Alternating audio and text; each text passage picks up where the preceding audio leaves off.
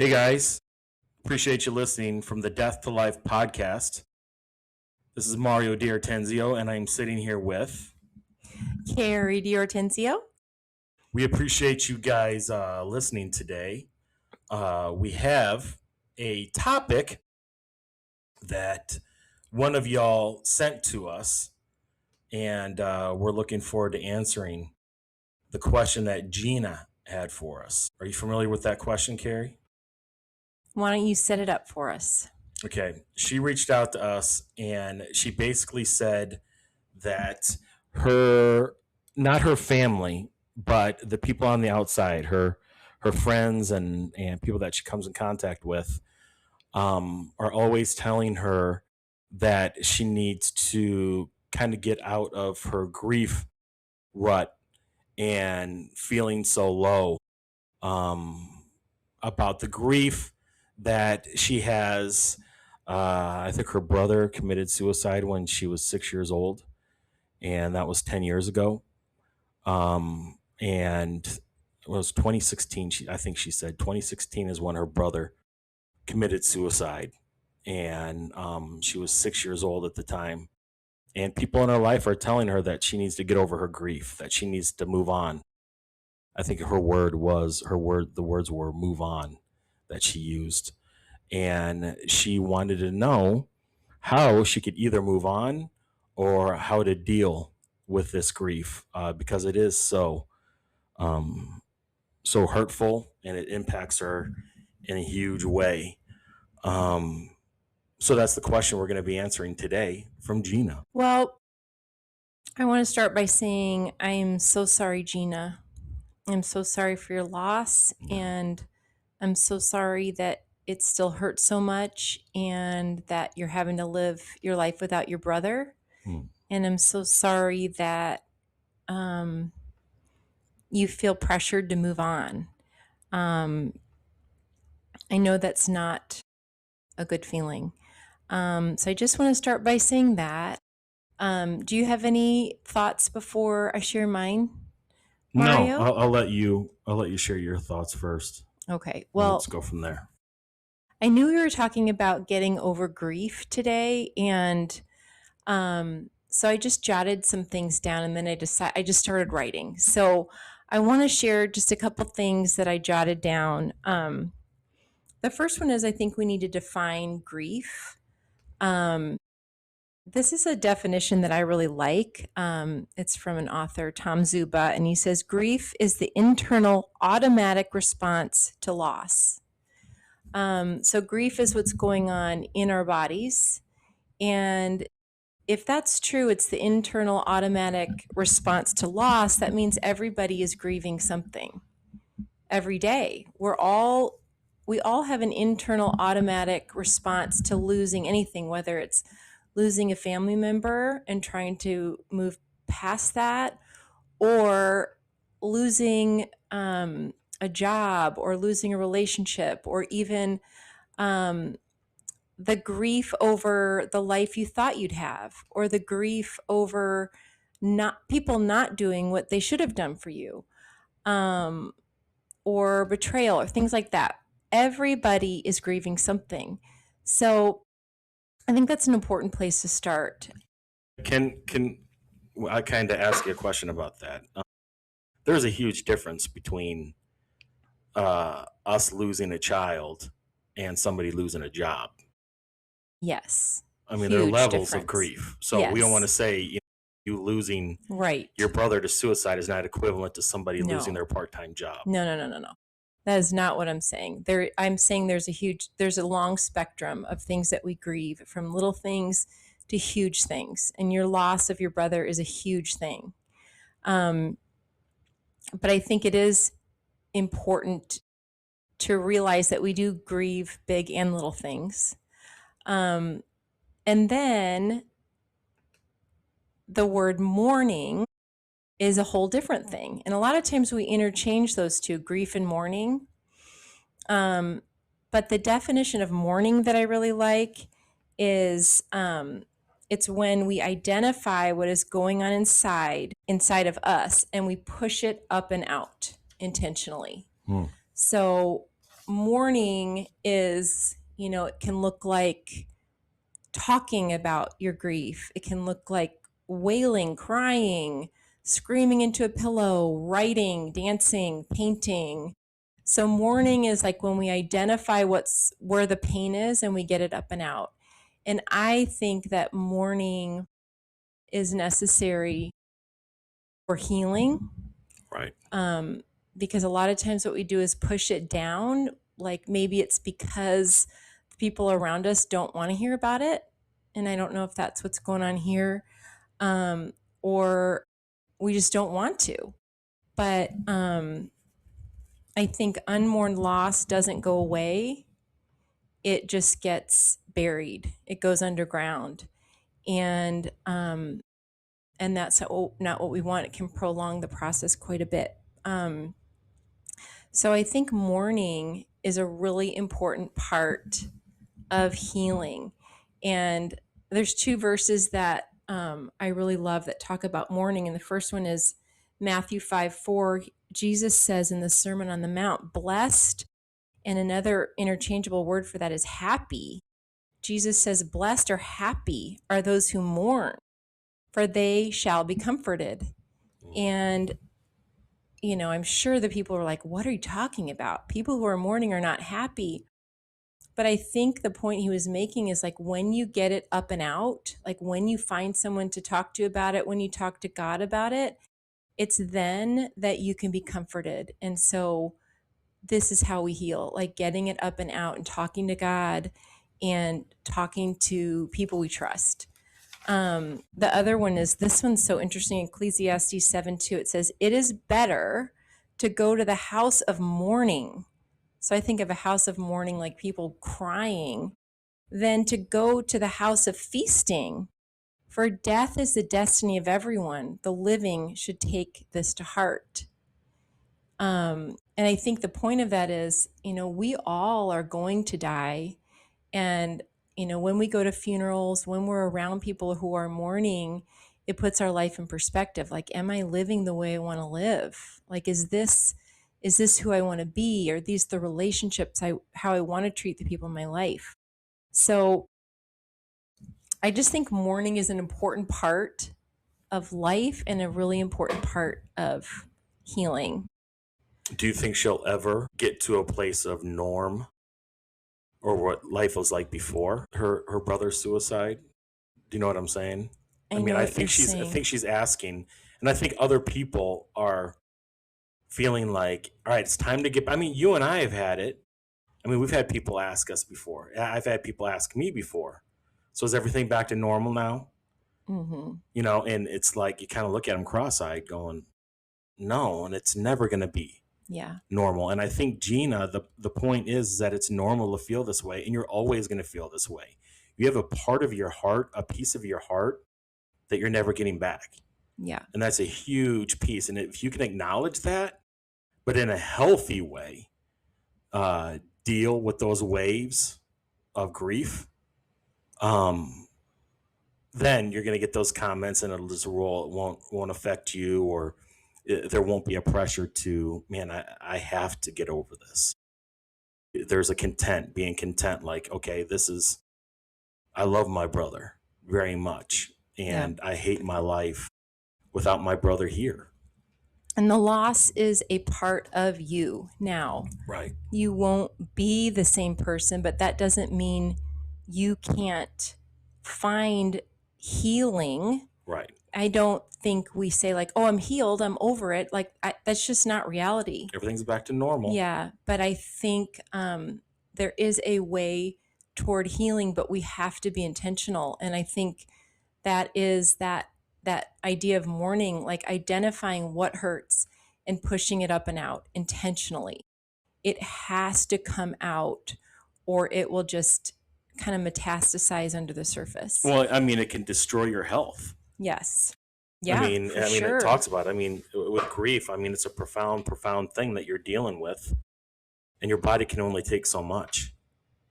I think something that kind of gave me a piece going through our grief journey is that it's normal it's normal to have going these like grief waves. Um, I was just talking to one of my buddies that was asking, "Hey, how are you guys doing?" And I knew what he meant. He meant, "How are you and I doing with the loss of Reese and dealing with Reese?" And Our daughter, Reese. I told him, I said, there are days that we can be laughing, goofing around, having a great time, and then all of a sudden we see a picture, we watch a movie, we talk to somebody, we whatever it is, and it just hits us, and we sit there. We sit there. We don't fight it. We're not. Oh, you can't feel that way. I don't want to feel that way. No, I mean it's this is all part of dealing with it through life. It's like, okay, you know what, I miss her right now, and I'm gonna grieve about it.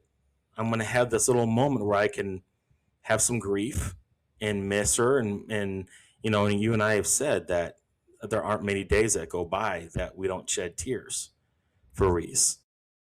But just understanding this is the healthy process. This is the way that you deal with it. Let let the grief come in waves. You know. I was reading something about when you suffer a significant loss, um, your brain has to do a major reorganization because your brain has built neural pathways around this person for your whole life. So like Gina's brother, like your brain built pathways around your brother's life because he was such a significant part of yours. And when we lose someone, the brain does this major reorganization and it's searching for that person. It has to adjust to the reality that that person is no longer in the world. And it's too much for the brain to handle, which is why God designed it to come in waves because it, I mean, it feels like it will kill you at the beginning. It feels like it will Right. kill you. Like I really like for a long time, it was just breathe in, breathe out. Like I felt like I was going to die of a broken heart. Well, and if And you're not careful with it, if you don't manage it, it can kill you. It can kill your mental health to the point where you no longer want to be here on Earth, or if it's not, at a point where you want to end your life, it will harm you physically. right, So you have to be proactive in dealing with this in grief mourning. in mourning. Mm-hmm. I like that. Um, all right, I'm going to read this little something I wrote that will address this, and I hope it helps somebody. It's a little bit of a rough draft, but I just started writing and thought this is how it feels to me when I read the question, what do I do when somebody says, aren't you over that by now? Or isn't it time to move on? All right. I had someone close to me ask, do you think about Reese every day? I paused, a little taken aback by the question. Do I think of her every day? My answer was, I think of her every moment of every day. I'm never not thinking about her. It made me realize that as much as people want to understand, as much as they try, they can never know what it feels like to have lost my child. Even people who have lost children and have a much keener sense of what I am experiencing didn't lose my child. They didn't lose Reese. They can't possibly know. In the early months after Reese died, I heard an interview with an author named Gina Chick. The interviewer asked, tell me what it's like to lose a child. And she answered, well, I can't say what it's like to lose a child, but I can say what it was like to lose mine. That one sentence resonated so deeply with me, so beautifully. She took the humble position, not as an expert in child loss, but as an expert on the loss of her own child. No one else can possibly understand the depth and breadth of her pain, of my pain, except for me. I have noticed there are those who either don't want to know or who do not have the emotional capacity to hold my pain, so they don't. They disappear or they ignore the subject completely and just move on with life. They want me to be okay so they can be okay. These are the people who ask you to move on already. When I recognize that now, I'm not mad or hurt by that anymore. I feel sad for them. They haven't developed the capacity to hold the full range of emotions for themselves. I see it as information. I've been equally shocked by the people who have stayed and have decided to carry it with me. They are indelible treasures to me. Griever will never forget the ones who showed up and kept showing up. There are many who check the box, send a card or a text, and then disappear. And then there are those who keep reaching out, keep asking, keep hugging a little longer than they usually do. Because somehow they know that a significant loss is not something you get over or move on from. It has to be mourned and witnessed. It demands for someone to see it and listen and to keep asking how it feels. And it doesn't disappear, it gets integrated. And if we are faithful in our suffering, God can use it to enlarge and expand our hearts.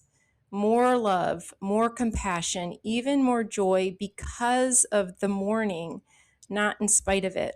I think if someone were to say to me, it's time to move on now, I'd probably ask, what do you mean by that?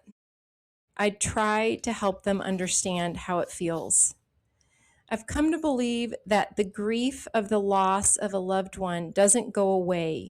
We learn to carry it better. We get stronger so that we can carry it better, or we learn a better way to walk. Grief needs to be felt, it needs to be held, and it needs to be witnessed. Some people can't do it. They're not your people right now. Find a couple people who are willing and able to witness your grief and hold on to them and cherish them. And someday you will find yourself being that person for someone else. That's solid. That's great. Something that I was thinking while you were reading that is that it's it's very, very important to have a safe place to go to talk to somebody about your grief. You were talking about friends and people in our lives that have gone above and beyond. They might not understand what it's like to lose a child, and they're not pretending like they understand, but they're just a sponge. They just sit there, and they just want to take on, our pain and what we're dealing with. So I think it's important that we find either a therapist, a trusted friend, or maybe even a support group. We've been to some grief shares, and we've been to some groups before, and those are offered. I think that's really important. If you are really struggling with it and you feel kind of like, man, I I'm okay, I can manage it. Like you're listening to Carrie and me, and you're kind of in that position where you've lost somebody, and you feel like, okay, I can manage this. But if you're confused, if you don't really know what to do, here are some great recommendations for you. Some recommendations that Carrie and I advise you to do. I mean, it is critically important that you have somebody that you can talk to. I know it benefits you and me to have somebody on our outside other than ourselves to communicate with. I know you have a team of people that you talk to. Yeah, and I think it's notable. I've thought about, people are like, what's the right thing to say? And there's not a right thing to say, I think, because there's nothing you can say to make it better. But I think about the people who made it a little bit lighter, and then the people who were just there and just kept showing up and kept asking. They kept asking, like, how are you today? How are you today? Or just give I remember when we ran into your friend at the coffee shop. Like right after Reese died, we'd Yeah. walked over to get coffee, and you ran into a friend, and he didn't say a word. He just like hugged you for like 30 seconds. Yeah. The first 10 seconds was really awkward because you want to say something.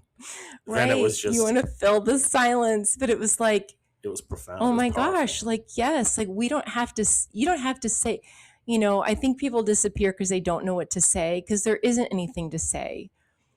But the people, I mean, I have a friend who has texted me every morning and every night since Reese died 15 months ago. That's a good friend.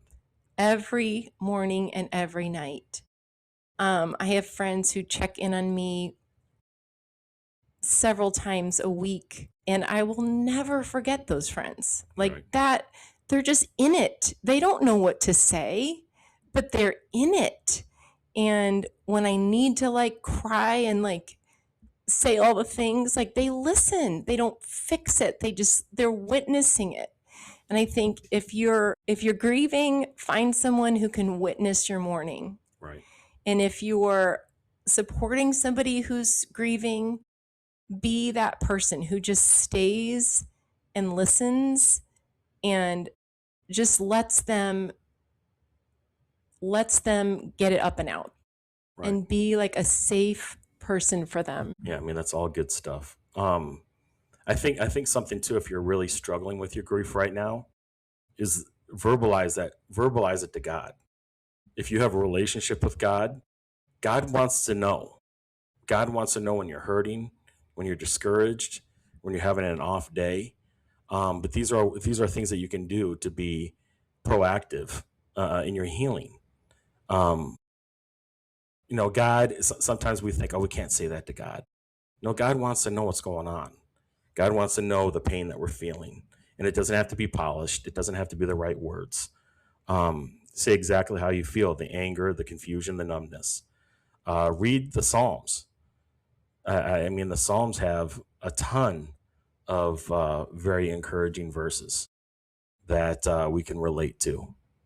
Any thoughts on that? Yep, I agree with that. I think just, again, going back to that verse where Jesus said, blessed are those who mourn, for they shall be comforted. And like you said, that is like mourning to God, like telling God how much it hurts.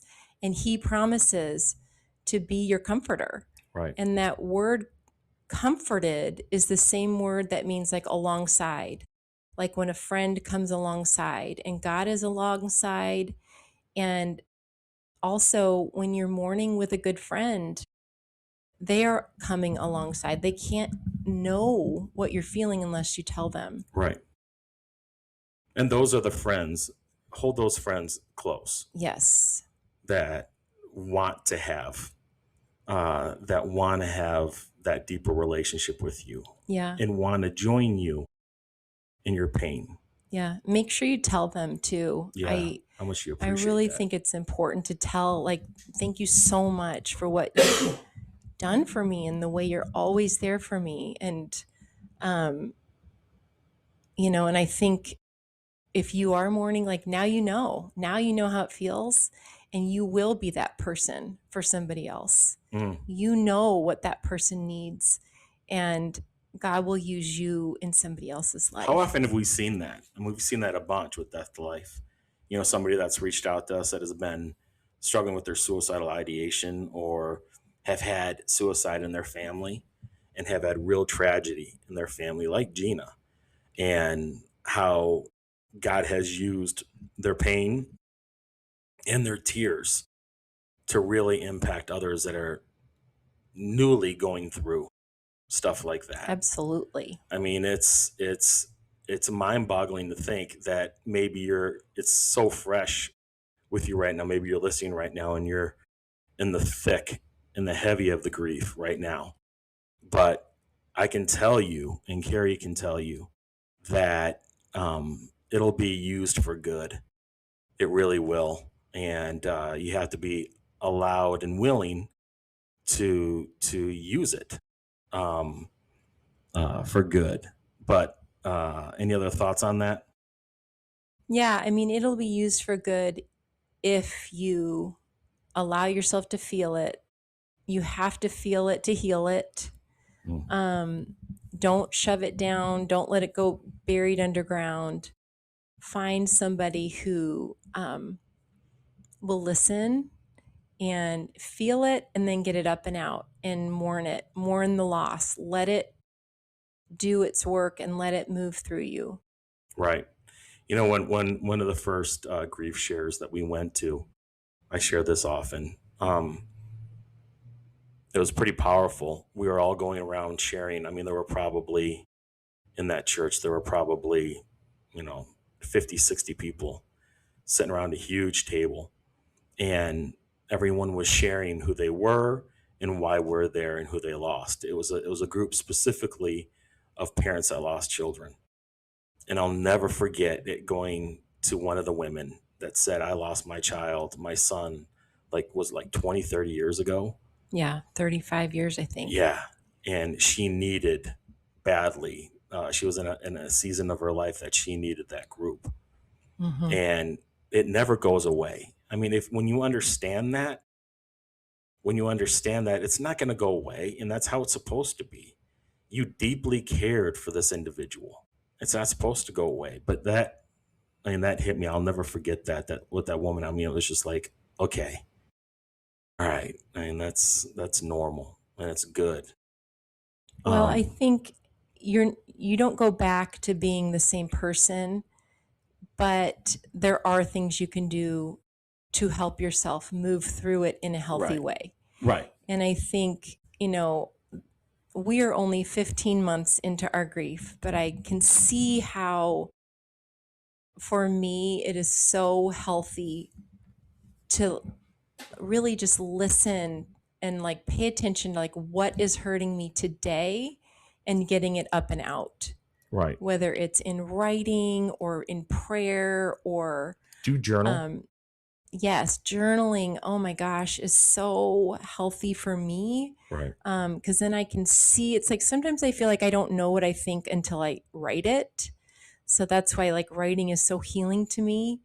Um, Journaling, but um, getting it out with God, praying, like just do the things that you know are healing, and you will feel yourself start to heal.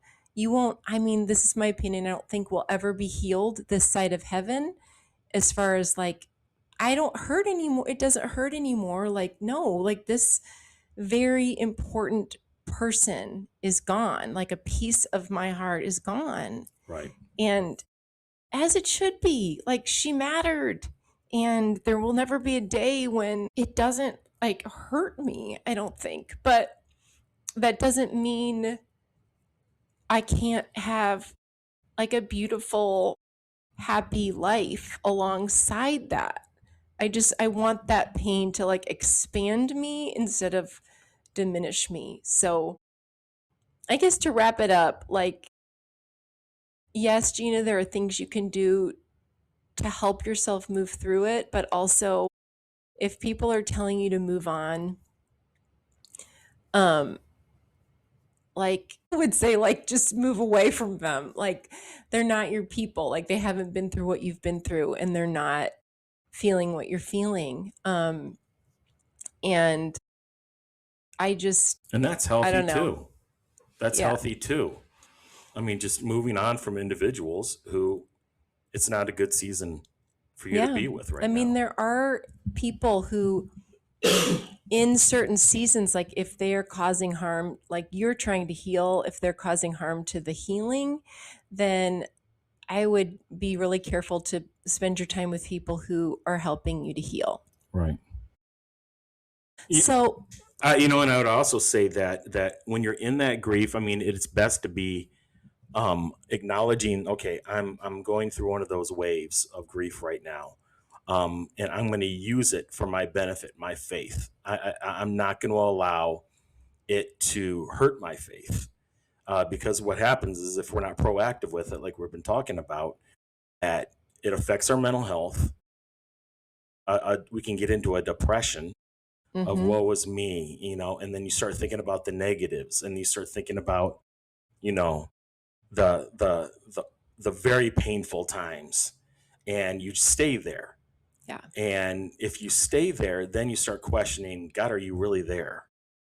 And then your faith is in question. Yeah. So it's very important that when you start hitting that wave, that grief wave, to understand, okay, here it's coming. I'm gonna read some Psalms. Mm-hmm. I'm gonna stay here for a minute and just cry, Mm-hmm. Good. and And but let it move through. let it move through. Just acknowledge that grief, and if you have somebody like you do, I mean, other than me, reach out to them, send them a text message saying, "Hey, can you pray for me? Mm-hmm. I'm struggling right now. I really miss my brother." Um, One more thing, and then we'll wrap up today. You don't avoid the pain; you face it. You don't rush healing; you allow it. You don't do it alone; you stay connected. You don't lose love; you carry it differently. Uh, Somebody said that to me, and I thought that was pretty good. But anything else in closing? Well, I think, and I have a lot more to say about grief, but I think we should do an episode in the near future on what you're saying about like what you're thinking about, being intentional about your thoughts, being Right. intentional where you set your mind, because you can you can ruminate on very negative things and find yourself in a deep depression. Um, so we'll talk about that Yeah, we'll definitely talk about in the that. near future because I think that's so important. Do us a favor. If you're in a place right now that you need some questions answered, either your mental health, and the mental health is a very large umbrella. It encompasses a lot. And if you're struggling with questions, please send those questions to us at 411 at death2life.com. 411 at death, the number 2, life.com. And if you need somebody to chat with, if you need somebody to talk to, reach out to us at death2life.com, or text us to text chat. Text D2 91627, text D2L at 91627, and one of our people will get back to you. But man, we appreciate you guys listening today, and we'll catch you next time. Thanks for listening.